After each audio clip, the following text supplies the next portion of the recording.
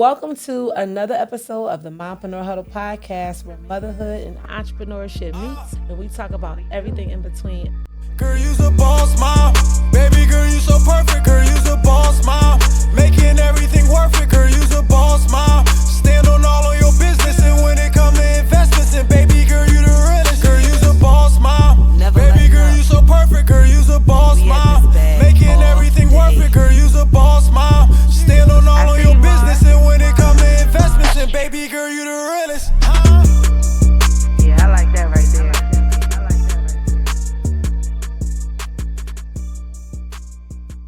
I am your host, Tammy Capri, the Mompreneur Mentor, and today I have the beautiful Miss Janet Mingo in the building. Hey, girl. Hey. How are you? I'm doing good. How are you? Girl, I'm blessed. Yes. I am blessed. Thank you for joining me. Thank you for the opportunity. Of course, of course. Let me tell you a little bit about Miss Janet.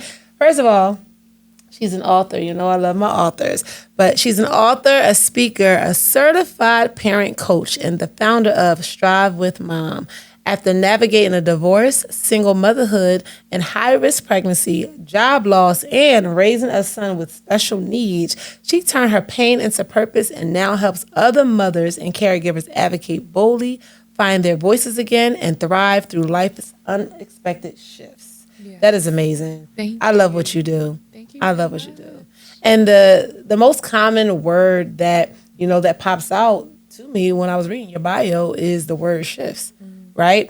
You have the book. Tell us a little bit about the book. Okay. So the book, The Shift, is a self-guided journey to help individuals create the environment needed to execute their goals and practice more self-love. Because before you can do anything, you have to first realize who you were created to be. And once you can understand who you are and see you how God sees you, you can do whatever it is that you want to do. For sure. Understand whose you are. Yeah. Why is that important? Because if you don't know, then you're subject to believing anything. Come The power of I am is so important. Come on. Like just knowing, like when I say I am Janet, whatever my name is, whatever I believe I am, that's who I am. And knowing who God has created me to be surpasses any negative thing that anyone has said about me or anything that I have created self-doubt about within myself. Yes. So to just be able to overcome that power and say, no, God created you as the head and not the tail, Come on. as a lender, not the borrower or anything. Yes. No, it all works together. So I love this. Thank you. I love this version of you. But I also know from your story that it took work to get here. Oh, yes. It took work. So let's go back a little bit. Tell us about, how did you become her? Ooh. It started when I was younger. I had to relearn how to walk 12 times. And so basically within that journey. Wait, we're not going to just skip over that now. You had to relearn how to walk 12 times. Literally, Yes. not figuratively. Yes, literally. What happened? So I have Marfan syndrome, and basically it's a connective tissue disorder that deals with a lot of things. I've had over 15 surgeries, and I'm only in my early 30s. Currently I have hardware in my knee, from my knee to my hip, and my my left leg I have screws and all of the hardware there. And so basically it was just a learning process for me. Some of the surgeries were to try to fix the problem that never got fixed, but here I am today. So Come on. Testimony. Yo, you never realize, even after all of the shifts that happened, I'm saying shifts because, like I said, that was the word that pops out. Your life literally shifted. After all the shift that happened, you still have to deal with your health. You still have to deal with the things that you can't control. Like a lot of the shift that happened, we can control, right? It's the decisions that we make that shapes those things, but dealing with the things that we can't control. right. Dealing with, I can't imagine. You strong. Thank you. You are strong. How was that? Where was your mind at even going through that? Because you're young. You're young. It was hard at first, especially being in elementary school. I remember being in 5th grade where, I was out of school for like 3 months. And when I came back, it was like, oh, we built this ramp for you because you can't get into your classroom without this ramp. And just seeing, at first I felt like a burden. Like, why are people having to make all of these changes for me? Like, I can't go celebrate July 4th with my family because I'm bedbound right now, or feeling like I'm always in the hospital. But realizing now is like, hold on, like, no, I was set apart, and it's okay to be set apart. And I feel like that's why I'm so compassionate and empathetic towards others, because this whole process helped me. Because when I was an undergrad, I actually went to school for kinesiology. I thought I was going to be a physical therapist. But after I studied abroad for the first time, I remember being in the dorm room in Japan, and God whispered to me, "You thought I created you to heal bones, but I created you to help heal hearts." Oh, that's deep. And that's when my whole perspective of life changed. Deep. So yes, that is deep. What was going on at that time? Because it's easy to say, "I hear God," or "God led me to this," and most people, when they claim that God led them to something, it's really not that. It's you know, and again, I don't know who heard from him, but I know what my experience was, and when I experienced that, it was like those other times wasn't God. Yeah. That was flesh, right? So when you heard that, take me through that, and I always find that interesting. Where were you at? I know you were studying abroad, but where were you at in your life in that moment? Your mindset. I was literally like, okay, God, everything that I've tried to do has not worked. I decided to still go abroad. My mother was in a situation where she was sick, and I had the choice to either go or stay. And I was like, Janet, you're always in a position where you're putting everything else first. Not to say that I wouldn't, but this is your time. And if you don't take on to this opportunity right now, then you may still be that little girl who's stuck in Suffolk that doesn't get to see the bigger. Yeah. And so taking that opportunity, like even having a car note, I left my car so my family could use my car. I was still paying my car note, everything, because I was like, this right here is bigger than me. Oh, you was obedient for real. You let them use your car. You was still paying. I was like, this is bigger than the finances. This, like, if God has always provided for me, he will continue to do. Oh, yes. And so I just remember, like, I joined a couple clubs. I was in the singing club, and I was like, Lord, what am I supposed to find out while I'm here? Like, yes, I wanted to be in Japan, but what am I supposed to find out? And he showed me my identity. He showed me my identity. And I was like, okay, I'm struggling in school. Like, and I was only struggling in the human anatomy courses. All the other ones were good. And I was like, I gotta get these. To be right. This is supposed to be what I want to do. Yeah, like, I gotta get these if I want to move forward. Right. And when it hit me, I was like, wow. And I just cried. I cried. I remember the night because it was literally after my first earthquake in Japan. I've experienced earthquakes in Virginia, but an earthquake in Japan, like, it will have your bed from the wall. When you wake up in the middle of the night, you in the middle of the floor. So it's really like what you see on the movies. Yes. Really? They have sinkholes and everything. Girl, I ain't going to Japan. No, it's not. I didn't have any sinkholes. Okay. But I'm just saying, like, your chair. It will right literally here, feel it move. You're going to There's been earthquakes here. I've never felt them. Yeah. Like, they'll be on the news. We had an earthquake. I'm like, I ain't never felt it. But so where did it go from there? From there, I came back home. I graduated the next semester, and I was like, okay, I switched my major. I started looking for different women empowerment groups, and I went on my first, like, solo retreat where I was like, okay, how can I serve? Like, I've served in the church, but how can I serve now? Like, where can I really find a place to make impact? Where can I find a place to find a voice of my own? Yeah. And that's where that started. Okay. And that's after I found the women empowerment groups, I was like, oh my goodness, I can be an author. I can do all of these things. And I found myself being the youngest person in the room, but I was so eager to, like, make friends and all of that. And I was like, okay, how can I support you? And so that's where that went. So does that now, we in Atlanta, and I know VA may be a little bit different, but the world is what the world is when it comes to that eagerness and wanting to serve. And I find myself meeting a lot of women that get discouraged about, they be so eager to want to serve, but they've been met with so much, battle, or, the mean girl vibe, or that they don't put themselves out there. So you putting yourself out there, have you ever faced a time where you did feel discouraged, or you did shrink in a room full of these women? Because that has to be not intimidating. Well, intimidating to some people, but it's scary to step into that. I will say that I've encountered it plenty of times, to the point where it did silence me a little bit. In 2022, after my first big re-up experience, I lost friendships after that event. And it was hard because I was like, I've experienced it on the back end, but I didn't think that I would experience it after something I put together. And the people who saw me put together saw how hard I worked towards that. And so that experience was like, okay, it silenced me for a little bit because I was like, these are people that I love genuinely. And I was like, okay, am I okay with losing friendships? Am I okay with losing these things? That's the $1,000,000 question.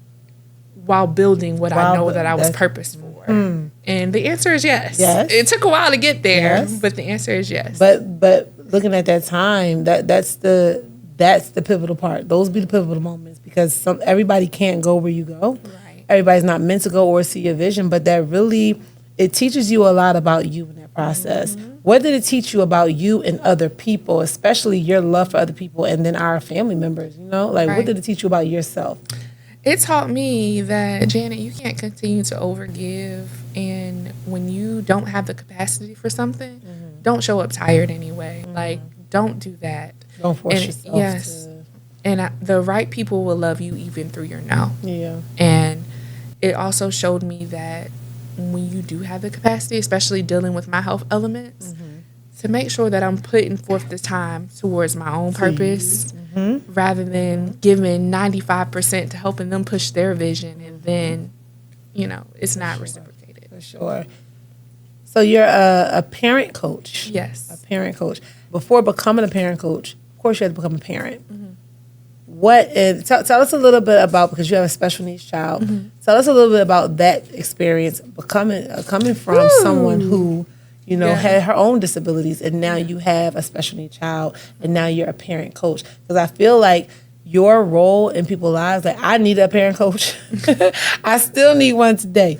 Because parenting, there's no rule book, and I rely heavily on my community, heavily on my support system, because I don't have all the answers, but I do be needing somebody to say, hey, speak to them this way sometime, or look at it from this angle, this point of view. Is that what you do? Is that the gist of parent coaching? That is basically the gist of what it is, and helping the individual who went from not really having community to understanding that they can shift into support. That's one of the big things of the S of my framework is shifting into support. Going from a solo person or feeling like, especially if you're a single parent like myself or things like that, just feeling like, no, you need community. And regardless of how that looks, and you may have to be a little bit more strategic about the community that you decide to bring into your circle. But you need it. Right. Why do people think that they don't need it? Like that's common. Like, I don't need a man. I don't need a community. I can do this by myself. I'm solo dolo. Like, why do you think people, or what changed? Because we were all about the family dynamic. Like, my grandmother raised me practically while my family was in the service, and I take care of her now. But like, what changed? I think disappointment. Family? Yeah, I think disappointment came into play because even for me, my son, I tried in my previous marriage to get pregnant and I wasn't able to. But from the moment my son's father knew I was pregnant before I knew, okay? And he was like, hey, go take a test. And I'm like, why do I need to take a test? I went to go take a test, and sure enough, that I was pregnant.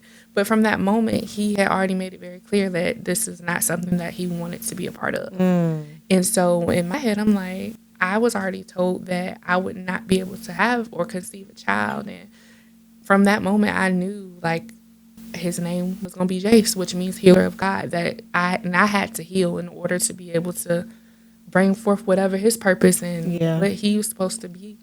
So, But that disappointment, that thrusted you into feeling like you had to do it by yourself? You had to? I mean, I had my mom. My mother was in the delivery room. She cut the cord and all those things. But as far as feeling like I knew I wouldn't be able to rely on his father and things like that. And so for me, finding positive male role models for him, that is one thing that I'm really looking forward to. Like, even if it's a coach or something like that. I have a cousin or I have two other brothers, but knowing, like, there is no pride in being a single mom for me because I very much so wanted a family dynamic. I wanted to be able to rely. I don't feel like, yes, we as women are strong, but to wanna have do it to by care. myself. Yeah, I don't want to do it by I myself. ain't had this baby by myself. I don't want to do it by Yes. myself. But you know what? I don't know if you've experienced this yet, but I know everything that I've been through, and I used to ask God why. Now in this season, He's been sending a lot of women that is a reflection of who I used to be. Yes. Right?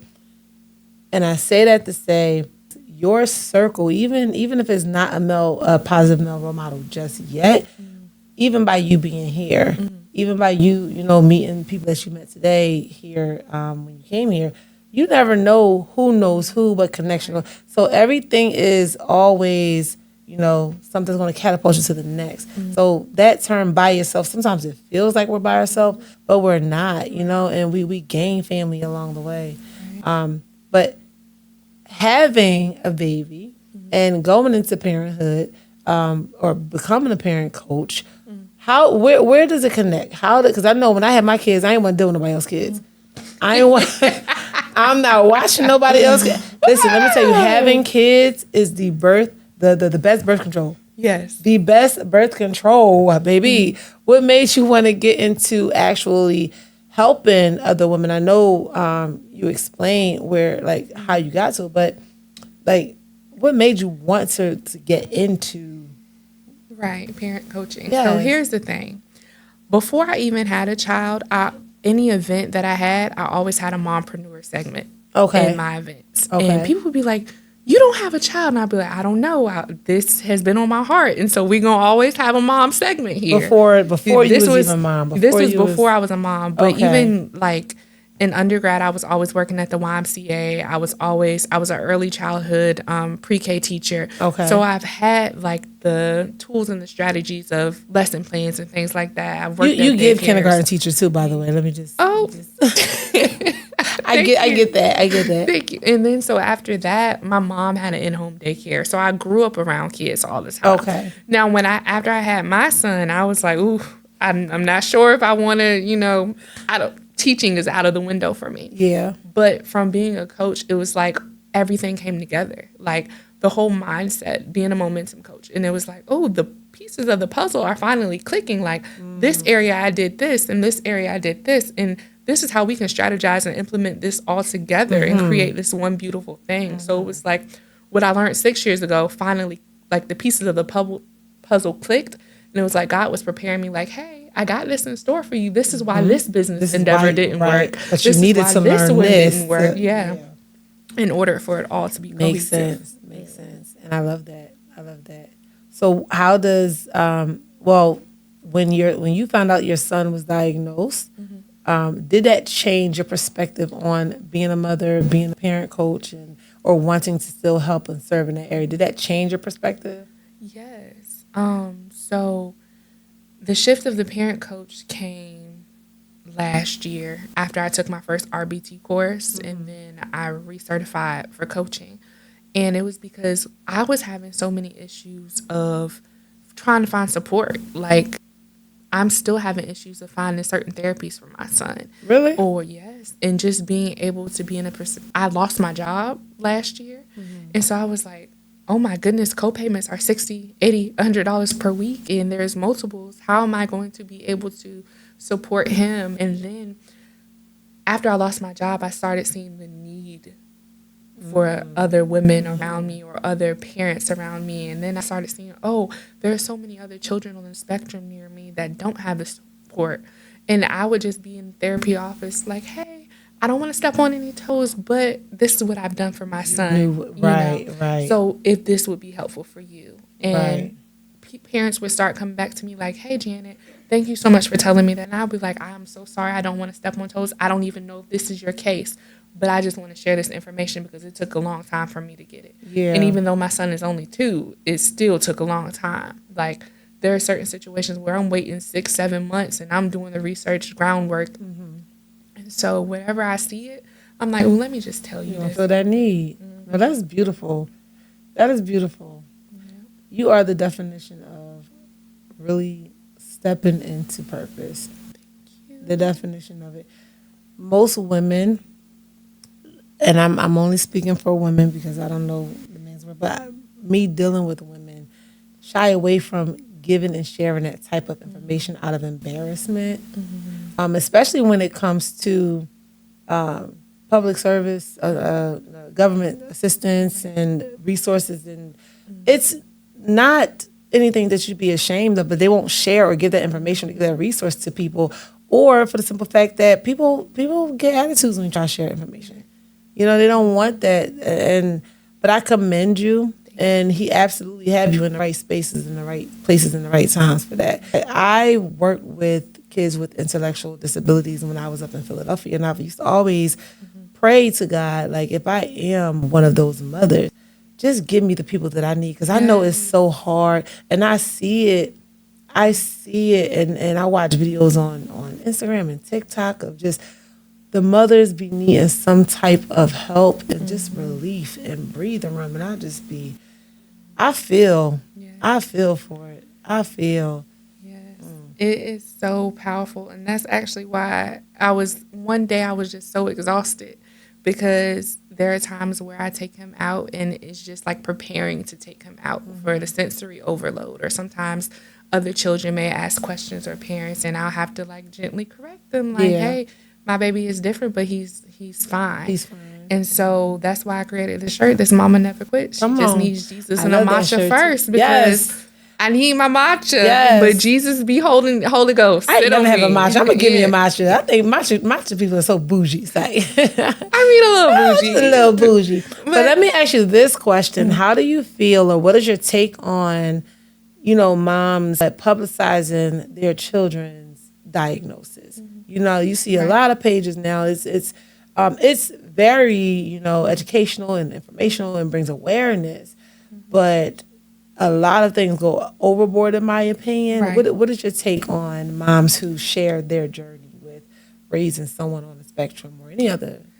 I feel like there should be a balance of what you're willing to share and what you're not willing to share, because sometimes those cruel or hard moments, that one post could help somebody who feels like they're on the edge of their breaking point, or feeling like, oh my gosh, or like even feeling alone in motherhood, even if no matter if you have a support system and things like that.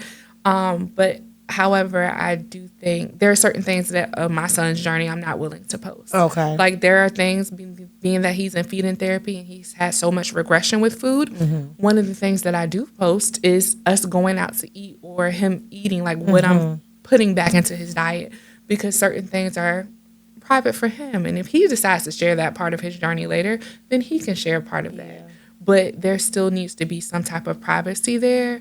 You can be transparent and you can be authentic, but not have to expose everything or make sense. I just feel like we feel like, and I say we, this is a society, we feel like we have to get the validation so much, and this world is just all about validation.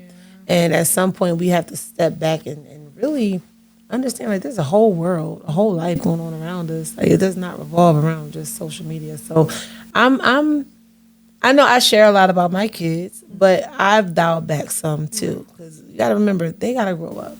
Right. What do they want put out there? So I just see that, and I just be not judging. I never judge, but I just be, how is it going to affect them? How is it going to?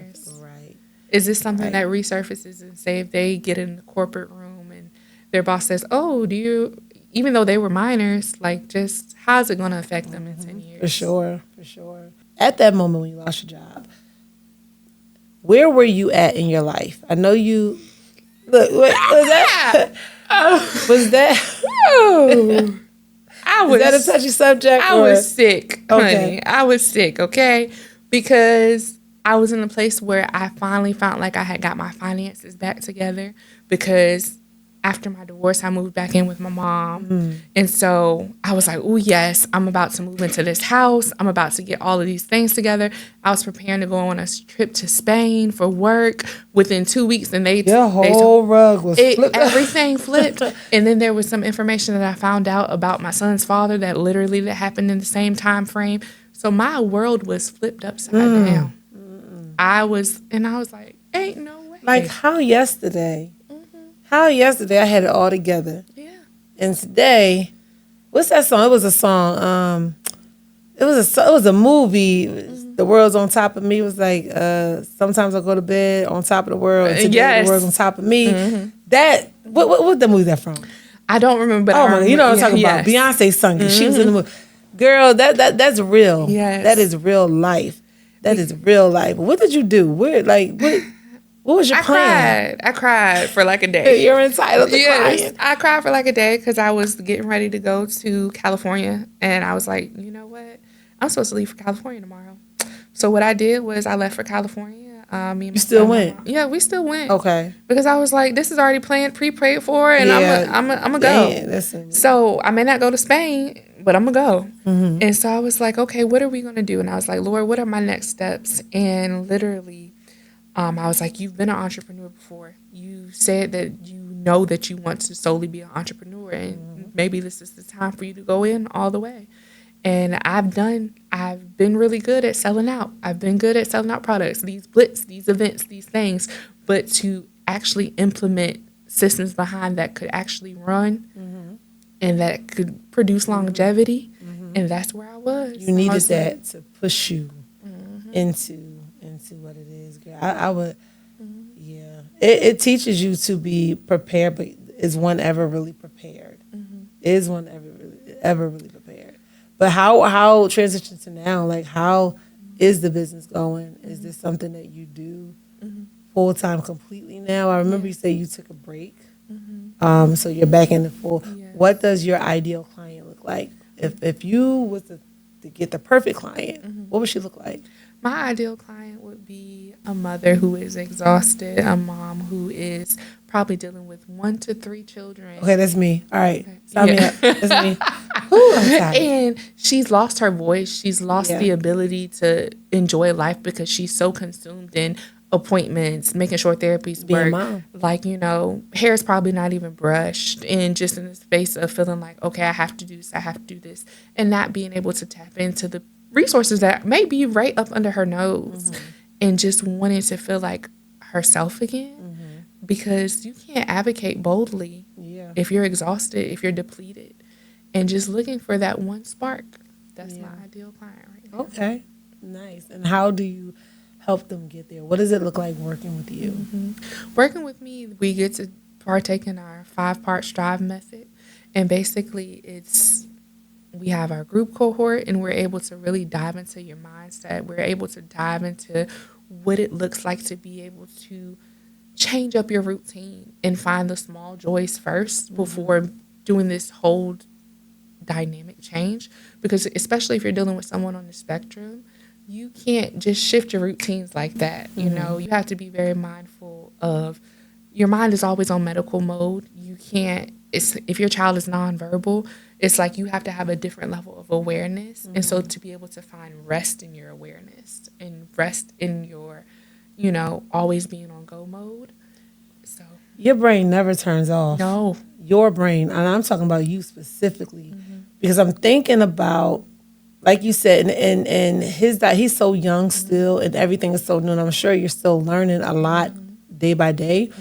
How do you really prepare yourself to help somebody else, knowing, you know what I'm saying, where is your rest or your safe space, or how do you stay sane enough to help?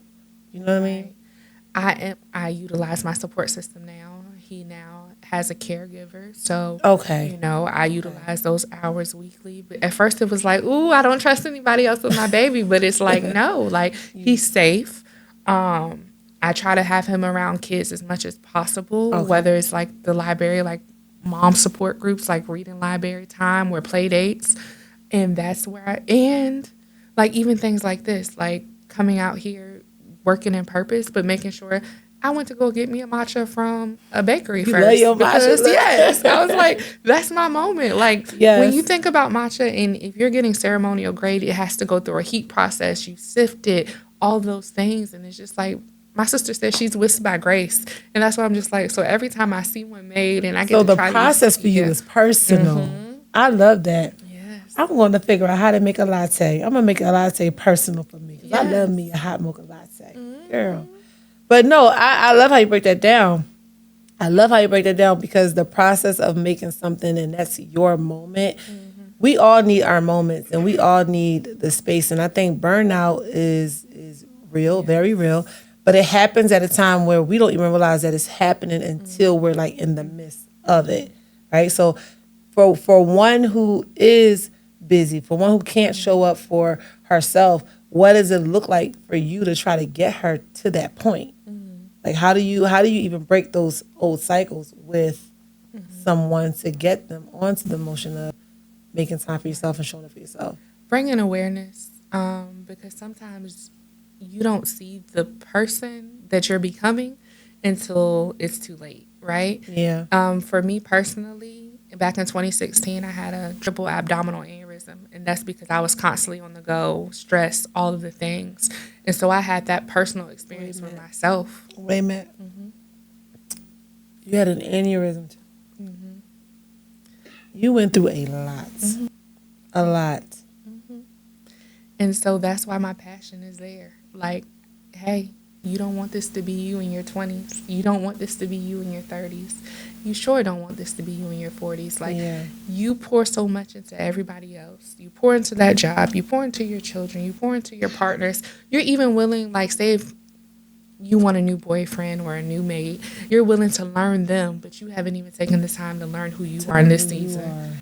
What do you like in this season? If I asked you what brought you peace, or when's the last time you've experienced true joy, how would you be able to respond to me transparently? Are you asking me? You can't answer I me. was about to say, but are I'm you asking me? saying, 'Cause I don't think my answer would be appropriate right now to answer the joy that I have. But I get what you're saying. I get what you're saying. At one point, I did not know what joy looked like. Yeah. Like, because it was identity shaping with everything else. Like, you had to show up with the mom hat, with the corporate hat, with whatever hat. But being Tammy, or even deeper, being Tamika, I didn't know how to answer that at one point. Right. But today is intentional. Like, my walk is intentional. Everything about what I do, my peace, my rest, it's intentional. Because you brung up, you had an aneurysm because of the stress. You know, your body will shut you down. Will shut you down. And it's the one thing I don't ever want to play with anymore is my body and not getting stressed. Like, when you're having anxiety attack, I used to suffer from that. Girl, they feel like heart attacks. Yes. Feel like heart attacks. And it have you questioning, am I going to die like this? Right. I don't want to die like this. Prioritize yourself.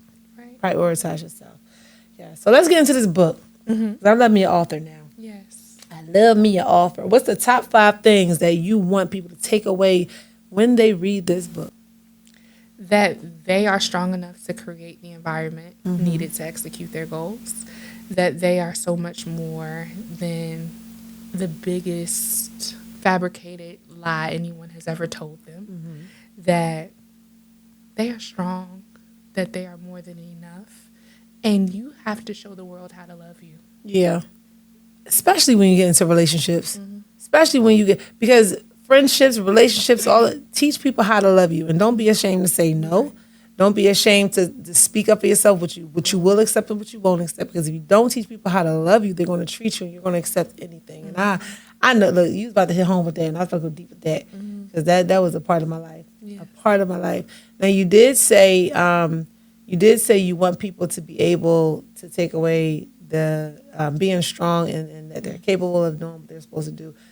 Who do you feel like you're becoming in your next season to lead the next people you're supposed to lead? Because taking on tasks and being strong enough to show up, you've done that. You've conquered that. Right. But you're not done.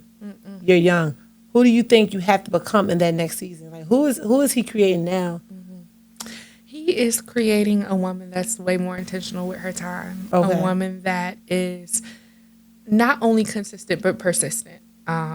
It's easy to, do the 30, 60-day sprints, but who is Janet every single day that she's waking up inconsistent and persistent every single day? Not adapting habits, but a lifestyle change. Yes. I like that. I like that, Janet. Thank you. So where's your book sold? Where can we find your book? You can find my book on Amazon or on my website, Strive with Mom. Strive with Mom. strivewithmom.com. We're gonna put that in the description. Okay. Strive with Mom, and that's it's a nonprofit or is it a full LLC? It's a LLC. Okay, all right. Is there a plan because for what you do, there are plans. You know, my question. What's my question? Yes. Is there a plan for a nonprofit? Yeah. Yes. Because what you do, it just aligns with the nonprofit world, and I know the benefits and the resources that you can get on the nonprofit aspect will be a lot beneficial for what you do. So there is plans to do a nonprofit. Yes. Okay. What's the goal of the nonprofit? The goal of the nonprofit is to basically be able to provide those resources, to be able to provide classes, kind of like a foundation. Okay. And maybe even a home. And I want to take it internationally, though. Like, even. You going back to Japan, girl? Oh, yes. And my goal is to take this year. Yes. To basically even be able to integrate that within the international education arena for parents who may have a child with cerebral palsy or something like that, and their son or daughter really wants to go abroad, but they can have these same resources. I love to see when you really shape, because that's what I'm about, like really shaping your experiences and what you've been through, not just to make money. Yeah, we want to make money, it's a business, but you have this sort of glow when you talk about it, and it's just so fluent, and it's like you are adamant about who you help and what you teach, and just getting that awareness out there. Like you are amazing. You are going to go so far. You are amazing. So far. And I'm going to watch. And I met Janet. What year was that we encountered first? Was that 24 or 25? Yeah. I think it was 25 actually. It was 25. That was February 25. February 2025. Right. So we met at an event, and I didn't even know that we were connected with, the same mentor. I knew it, but I didn't know it. I was in my own world. But when, she hit me up to come on to the podcast and we were talking about it, I'm just like, I know you. She's dope. Like, I'm not saying, wait, where we meet before? But she's dope. And I love to hear people's stories. And if you are watching this episode and you know you need Janet, you need to connect with her. And I'm going to volunteer her inbox, volunteer her DM, because that's what she's here for.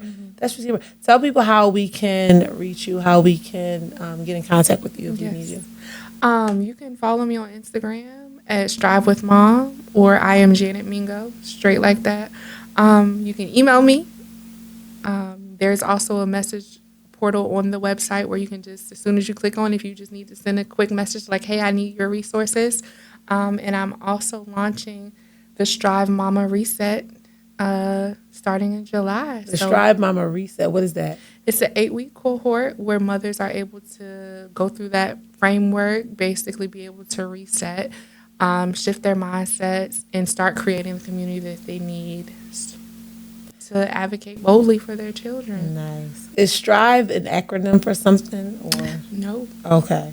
It's a battle between thriving and striving. So each and every day, sometimes it's going to be a battle, but each day, kind of like when you strive towards the next thing. So some days are going to be beautiful, and some days are going to be hard. But make sure you celebrate every moment of that strive. Come on, count it all as joy. Yes, everything. So that's. Are you striving or surviving right now? Right. Are you striving or surviving right now? That's a good question. Are you striving or surviving right now? I would say I'm striving right now. Okay. Do you still have your surviving moments? Oh, yes, okay. I do. Okay. I do.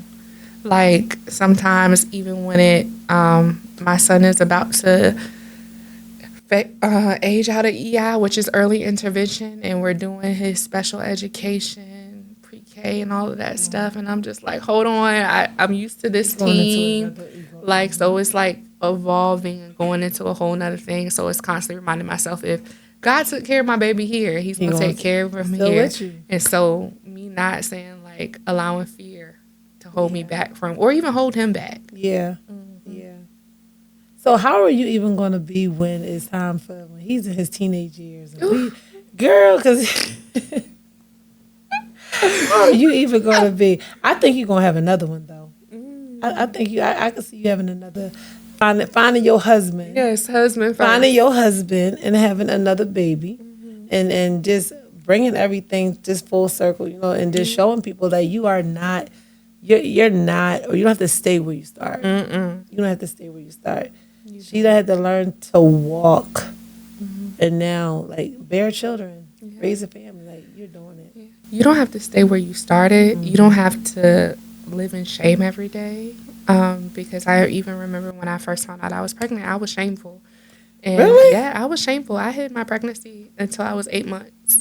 Wait, is this the year of hitting pregnancy? I had somebody else on the show that hit her pregncy. Yeah, This is the year of the hide. My dad found out I was pregnant from a baby shower invitation that my sister texted him. Wait, your dad found out. What's your dad say? He called me. Is there anything you want to tell me? What you talking about? Yeah, what you talking about, Dad? What you talking about? I just got this message from your sister, Shemay. What did it say? He said, oh, it's a baby shower invitation. Not scratching the neck. Y'all, for those who's not watching the YouTube, she started scratching the neck. Like, this bringing flashbacks. Yes. A whole grown mama over here bringing flashbacks. In my 30s, nervous. I think it was just because I had just went through this divorce, refinding my identity, and going through this pregnancy alone and thinking like I had just hit a new stage of life and what does this look like? And I was in and out of the hospital. Like, the doctors were telling me encouraging me to abort up until I was 34 weeks. So, encouraging. Doctors do that?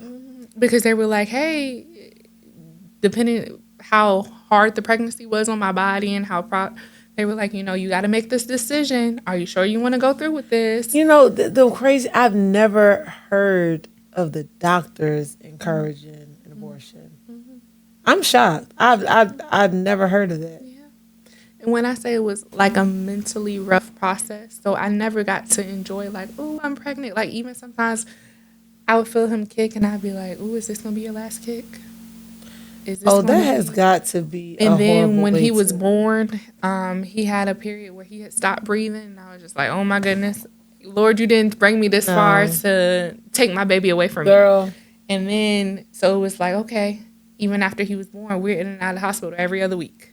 And then when we were getting the diagnosis, he's already had 3 procedures and he's only 2 years old. So it's like, okay, God. God got his hand on him. Okay. He got his hand on him. And he's gonna be thriving. He's gonna be thriving and striving, and you're gonna watch that baby grow and develop, and he's gonna change people's lives. He's changed my life already. I'm such a softer version of myself since I had him. Wait, I can't see you no other way. You were tougher than this. You were harder than this. Yes. Okay. I can't see no other way. Once I gave my life to Christ, I became a softer version anyway. Oh, okay. Okay. But once I had him and I felt that love towards him, like, I've always been a nurturer, but it's just, I believed it maximized itself within me. Yeah. Even me being able to rely on other things, like outside of myself, or saying like, usually I'm not, oh, I got it. No, it's not, because now I see, like, no, it's so much more beautiful when you can rely on your community. It is. You can utilize. Becoming a mom, and I know we become moms when we first. Most of us, I know you said you didn't have that normal experience when you were pregnant, but I know for most women, we become moms when we do feel those flutters and it kicks, so we do find out. But just having a baby and bringing life, I know, looking into my children's eyes when they were first born, it's just, it makes you a whole softie, and it makes you look at yourself in life completely different. So I get it. I cry more than I've ever cried in life. Come on, you a whole G, Janet. What's going on? I am a G, but I'm a G, but I'm in tune. With your matcha. Yeah. I'm a G, but I'm in tune. Yes. So, what in your pastime, your downtime, I know when you do completely turn off outside of the matcha, what is your pastime? What do you like to do? I love anything outside, like being by water, catching a sunset or a sunrise. Sometimes it's me just going on a walk. Okay. Or listening to a good audiobook, or experimenting new flavors to put in my matcha. Somebody better give you a sponsorship for this matcha, for sure. Listen, she's taking them all. Yes. Taking them all. All of them. Taking them all. Well, this was so enjoyable. You are such a pleasure to have on the show. You are welcome to come back anytime. Anytime. And I do want to also invite you to come and speak inside of Mastery Mompreneur Community. Thank you. if you're willing, if that's something that aligns, we could definitely talk about that in detail a little bit more, because I like to bring different voices to that space as well. Right. And because I do have some moms in that community who's actively dealing with having children with certain diagnoses Right. that are on the spectrum, and I feel like your voice would be very beneficial in that space. you. So we could definitely talk about that. Yes. You are so beautiful. You So are beautiful. Thank you. Thank you. And you all are beautiful as well.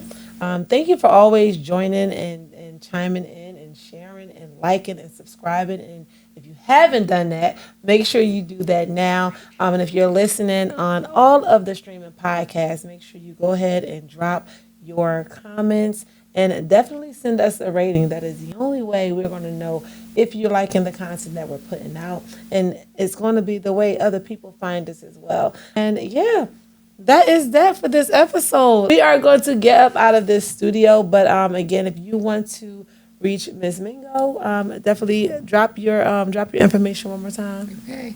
Strive with Mom on Instagram, or I am Janet Mingo on Instagram, as well as my website is www.strivewithmom.com. Yeah, so we're going to strive with this mom. We're going to strive with this mom. Thank you for joining us in the huddle. And thank y'all for tuning in. Crown on, chin up, and you rock the rest of your week. I like that right Have there. a good one.